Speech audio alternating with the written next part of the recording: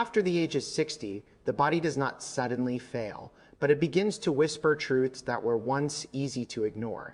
As a surgeon, I've watched this shift happen not only in patients, but in anatomy itself.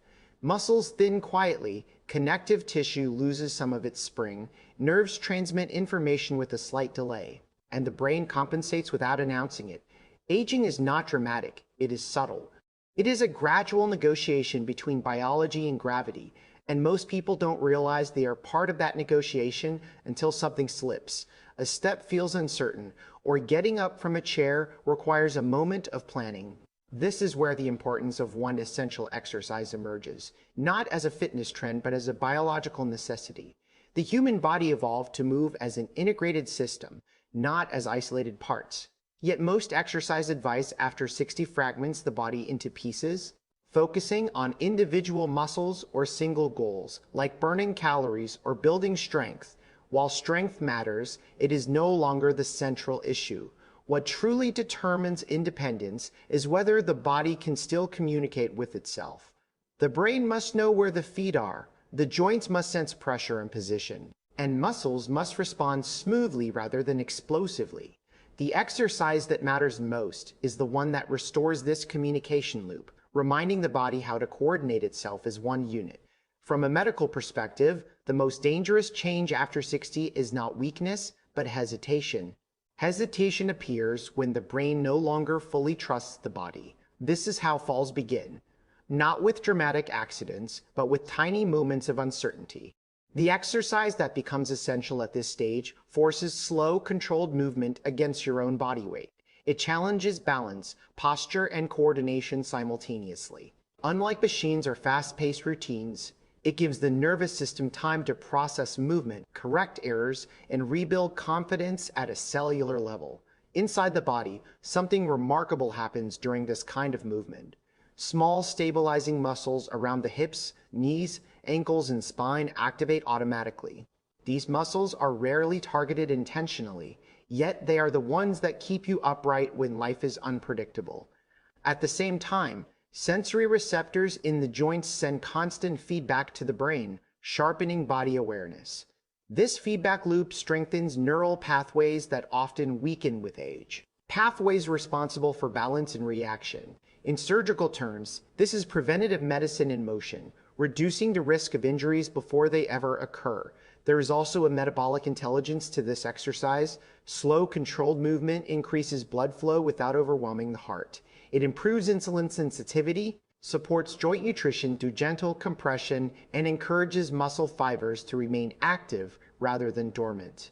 Unlike high-impact workouts that can inflame joints or exhaust the system, this movement works with aging physiology rather than against it. It respects the body's changing thresholds while still demanding engagement, which is why it remains sustainable long-term.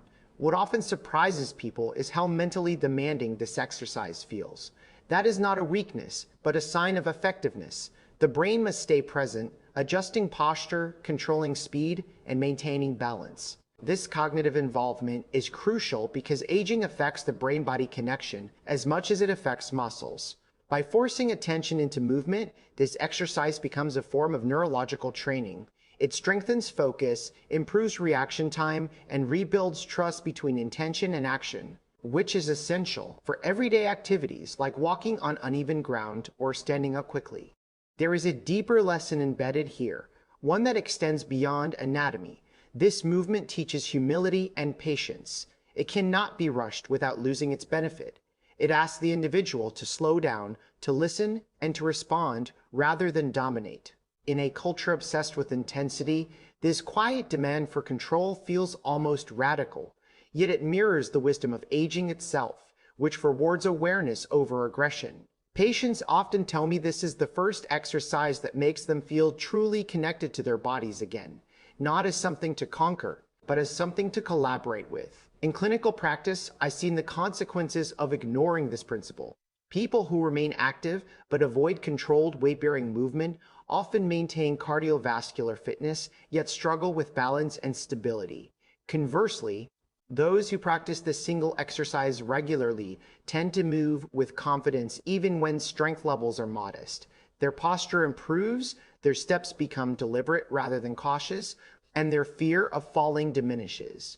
Fear, after all, accelerates physical decline by limiting movement. And this exercise quietly dismantles that fear through repeated proof of capability. Perhaps the most important aspect of this movement is psychological. Aging often brings a subtle loss of agency, the feeling that the body is no longer fully under one's control. Each slow repetition restores a sense of authorship over movement. Standing up with balance, lowering down with control, and maintaining alignment becomes a reminder that the body still responds to intention.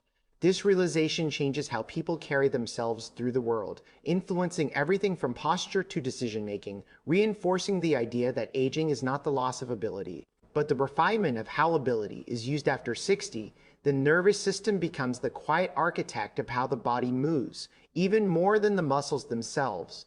Most people think aging is about muscles shrinking or joints wearing out. But in surgery, we learn very quickly that movement begins in the brain.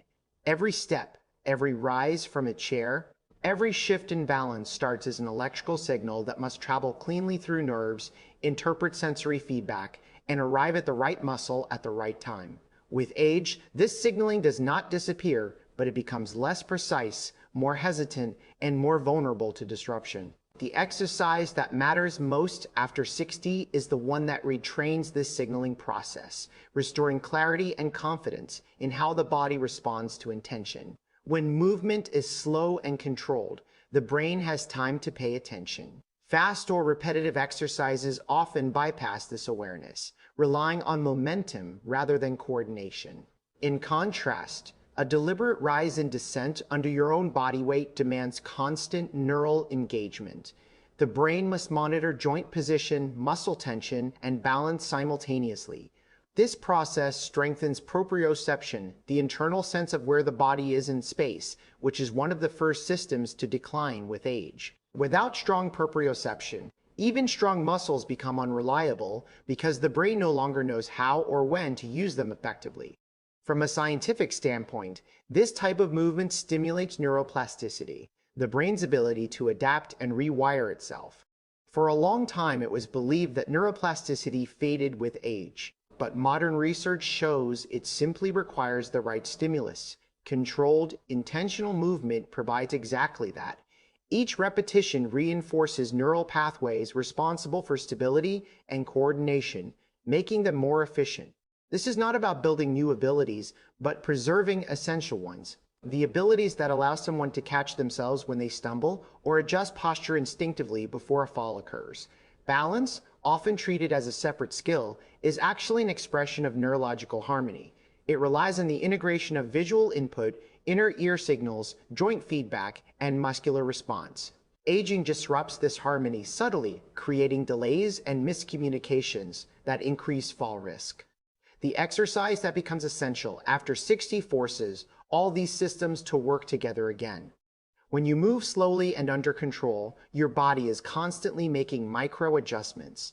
These adjustments are the language of balance, and practicing them daily keeps that language fluent rather than forgotten.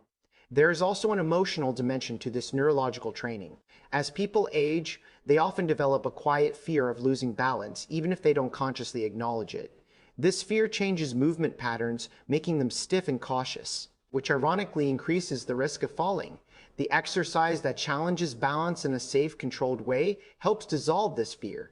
Each successful repetition sends a message to the brain that instability can be managed, not avoided. Over time, this reframes movement from something risky into something reliable again. From a surgeon's perspective, many age-related injuries are not the result of trauma, but timing. The body reacts a fraction of a second too late. A foot does not lift quickly enough, a knee does not stabilize in time, or the core fails to engage when balance shifts. These delays are neurological, not muscular.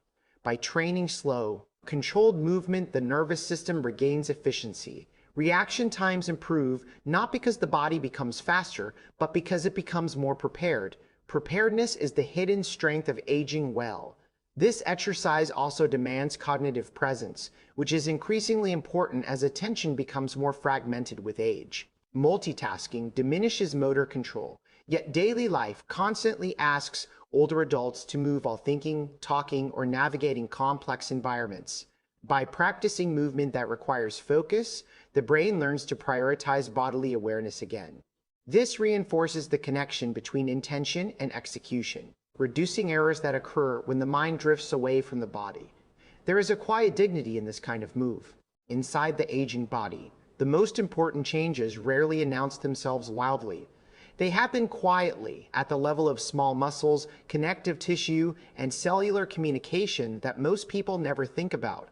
After 60, the large muscles may still look capable, but it is the smaller stabilizing structures that begin to fall asleep. These are the muscles that protect joints, guide movement, and keep the body aligned against gravity. As a surgeon, I've seen how often injuries occur not because a muscle was weak, but because the body lost its ability to stabilize itself in subtle, automatic ways. The exercise that matters most at this stage of life is the one that gently but consistently wakes these systems back up. When the body moves slowly under its own weight, it creates a unique biological environment. The joints experience controlled compression and release, which nourishes cartilage and encourages the flow of synovial fluid. This fluid is the lifeblood of joint health, delivering nutrients and reducing friction. Fast or high-impact movements often overload aging joints, but slow, deliberate movement respects their changing structure. It maintains motion without irritation, which is why this exercise supports longevity rather than short-term performance. At the muscular level, something equally important occurs. Aging preferentially weakens type 2 muscle fibers, the fibers responsible for quick reactions and stability. These fibers are essential for preventing falls, yet they are rarely trained intentionally. Slow, controlled movements recruit these fibers in a safe and sustainable way. The body learns to engage them without panic or strain, preserving their function longer than traditional exercise approaches. This is not about building bulk, but about maintaining readiness, the readiness to respond when balance is challenged. The spine also benefits in a way that is often overlooked. As people age, posture subtly collapses forward, not from weakness alone, but from disuse of postural muscles. Controlled rising and lowering movements demand spinal alignment. The body must stack itself efficiently to remain balanced, activating deep muscles that support the vertebrae. Over time, this reduces compressive stress on the spine and improves posture naturally. Better posture is not cosmetic. It changes breathing mechanics, reduces pain, and improves overall energy efficiency. There is a profound cellular conversation happening during this movement. Muscles communicate with bones through mechanical loading, signaling the body to preserve bone density. This is particularly important after 60, when bone loss accelerates. Unlike impact-based exercise, which can be risky, controlled body weight movement provides just enough stimulus to encourage bone maintenance without increasing fracture risk. In this sense, the exercise becomes a form of internal architecture, reminding the skeleton that it is still needed to support an active life. Circulation also improves in a meaningful way. Slow movement acts like a pump, assisting blood return to the heart and improving oxygen delivery to tissues. This supports mitochondrial health, the energy factories of the cells, which decline with age. By gently challenging these systems, the body maintains metabolic flexibility. Energy becomes more available, fatigue decreases, and recovery improves, not because the body is being pushed harder, but because it is being used more intelligently. What makes this exercise particularly powerful is that it respects the interconnectedness of the human body. It does not isolate muscles or systems. Instead, it asks everything to participate: joints, muscles, nerves, breath, and attention. This integration mirrors how the body evolved to move. Aging disrupts this integration, fragmenting movement into cautious, inefficient patterns. By restoring whole body cooperation, the exercise reverses this fragmentation, allowing movement to feel natural again. There is also a psychological shift that occurs when the body begins to feel stable from the inside. Pain often decreases not because tissues are repaired overnight, but because movement becomes more efficient. When the body no longer braces unnecessarily, tension softens. This creates a feedback loop where reduced pain encourages more movement, and more movement reinforces stability. It is a quiet but powerful cycle that many people have not experienced in years. As a surgeon, I am often asked about the best supplements, treatments, or interventions for aging joints and muscles. What I have learned over time is that the body responds best to consistent, respectful movement. This exercise works because it aligns with biology rather than fighting it. It does not demand youthfulness, speed, or force. It asks for attention, control, and repetition. In return, the body offers resilience, adaptability, and a renewed sense of internal balance. Perhaps the most remarkable aspect of this movement is how it changes the way people relate to their bodies. Instead of seeing aging as deterioration, they begin to see it as a process that can be guided. Each controlled repetition becomes a small act of stewardship, a way of caring for the systems that quietly support daily life. In this way, the exercise is not just physical training, but a reminder that the body, even after 60, is still responsive, still intelligent, and still capable of learning how to move well again. Beyond muscles and joints, there is an often ignored layer of aging that shapes how the body feels and behaves, the psychological relationship we develop with movement itself. After 60, many people do not stop moving because they are incapable. They stop because they are uncertain. This uncertainty is subtle. It shows up as hesitation before standing, stiffness when walking on uneven ground, or a quiet calculation before bending down. As a surgeon, I have learned that fear of movement can age the body faster than time.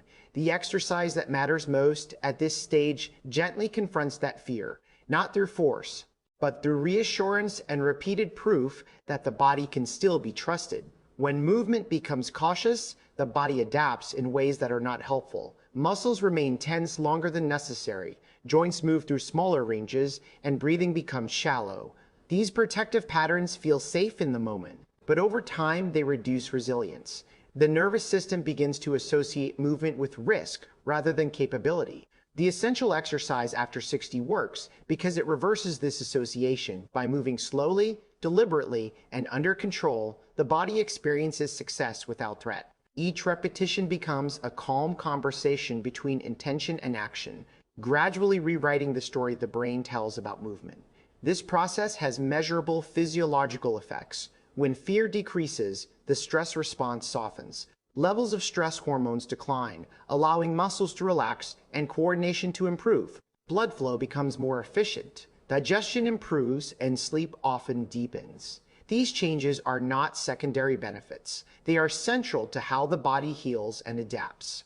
Our relaxed nervous system learns faster and responds more accurately. The exercise that matters most after 60 does not stimulate adrenaline. It stimulates trust, which is far more valuable for long-term health. There is also an important relationship between fear and balance. Balance is not only a mechanical skill, it is an emotional one. When someone is anxious about falling, their body stiffens, making balance worse. This creates a feedback loop where fear increases instability, and instability increases fear. Controlled, grounded movement interrupts this loop. By practicing balance in a slow, predictable way, the body learns that small shifts are manageable. Over time, the fear response quiets and balance improves naturally, not because the body is stronger, but because it is calmer. From a clinical standpoint, this psychological shift can be transformative. I have seen patients with similar physical capabilities move in completely different ways depending on their confidence. One moves rigidly and cautiously, the other fluidly and with ease. The difference is not strength or age, but trust. The exercise that emphasizes control over speed rebuilds this trust incrementally. It does not demand bravery, it cultivates it gently, repetition by repetition. This movement also restores a sense of agency that is often lost with aging. Many older adults feel that their bodies are no longer fully under their command. That movement is something that happens to them rather than something they direct. Slow, intentional movement reverses this perception. The individual decides when to rise, how to descend, how to adjust. This sense of authorship is deeply empowering. It reminds the brain that the body still responds to thoughtful direction, reinforcing confidence not just in movement, but in daily life decisions. There is a compassionate aspect to this exercise that cannot be overstated. It meets the body where it is rather than where it used to be. There is no comparison to younger versions of oneself, no pressure to perform. This removes judgment from movement. allowing curiosity to take its place. People begin to notice how their weight shifts, how their breath supports effort, how small adjustments make movement smoother. This curiosity keeps the mind engaged and the practice sustainable, which is essential for long-term benefit. As people regain confidence in controlled movement, they often begin to move more in general. They walk more freely, stand longer, and engage in daily activities with less hesitation. This increased activity further reinforces physical and mental health, creating a positive cycle. The body thrives on use, but it thrives even more on confident use. The exercise that matters most after 60 is the gateway to this competence. The final and perhaps most overlooked transformation this exercise creates after 60 happens at the level of identity, the way a person understands themselves in relation to their body and their future. Aging often brings an unspoken narrative that the best years of physical capability are behind us, that the body is now something to manage rather than engage with. This belief settles quietly and shapes behavior long before true physical limits appear. As a surgeon, I have seen how powerful this narrative can be, and how dramatically it can change when the body is given a simple, repeatable experience of competence through controlled movement. When someone practices this exercise consistently, something subtle but profound occurs. The body begins to feel predictable again. Predictability creates trust, and trust reshapes identity.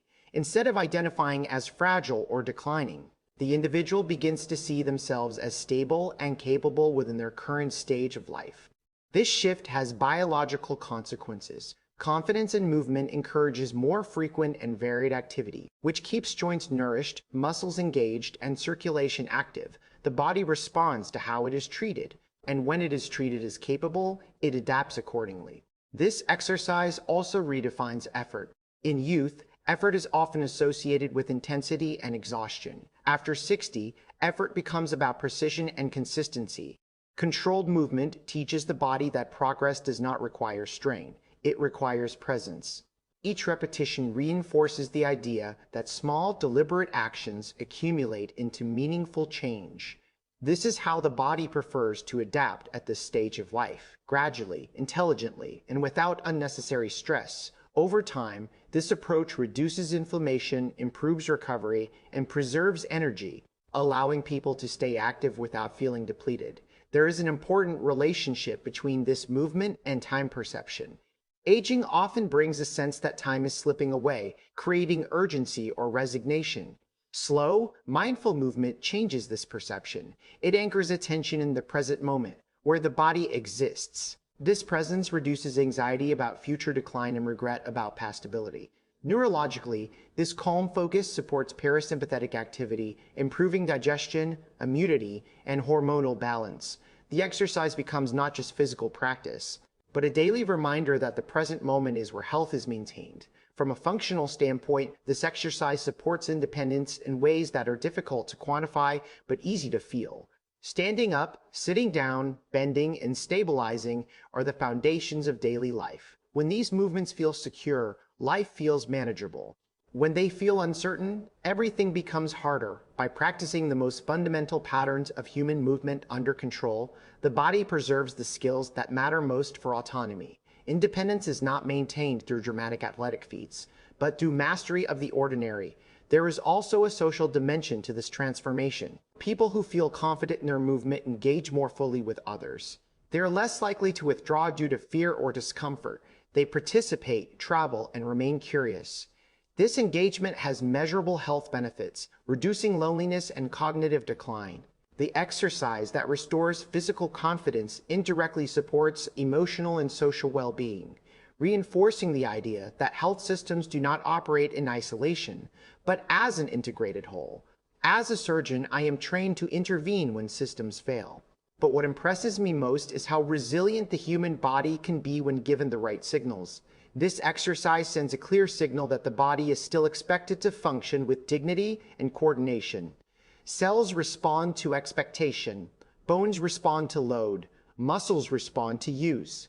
The nervous system responds to attention. When these signals are consistent, the body organizes itself around them, even in later decades of life. Perhaps the deepest value of this movement is that it reframes aging as a skill rather than a sentence. Skills can be practiced, refined, and adapted. Aging well becomes something you participate in, not something that happens to you. Each controlled movement becomes an act of stewardship, a way of caring for the systems that support you quietly every day. This sense of responsibility fosters respect for the body rather than frustration with that.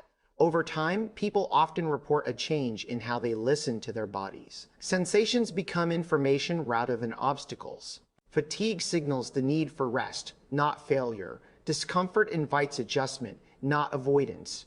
This dialogue between awareness and action is the foundation of sustainable health. The exercise that matters most after 60 strengthens this dialogue, keeping it clear and responsive in the operating room. I am reminded daily that the body is not designed for perfection, but for adaptation. This simple movement honors that design. It does not chase youth or deny age. It works within reality, enhancing what remains rather than mourning what is lost. In doing so, it offers something rare and valuable, a way to move forward in life with steadiness, self-trust, and a deep sense of alignment between intention and action that continues to support the body as it changes over time.